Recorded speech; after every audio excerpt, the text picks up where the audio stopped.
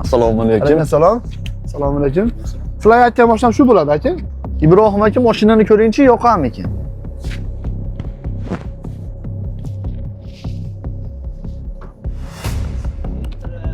Voy, jentira. Nihoyat jentira olamanmi? Aka, haqiqiy go'sht. Meni do'lim chiqarib qo'ying. Chista harim. Nech pul desiz olon? 14 ga bermadim uka.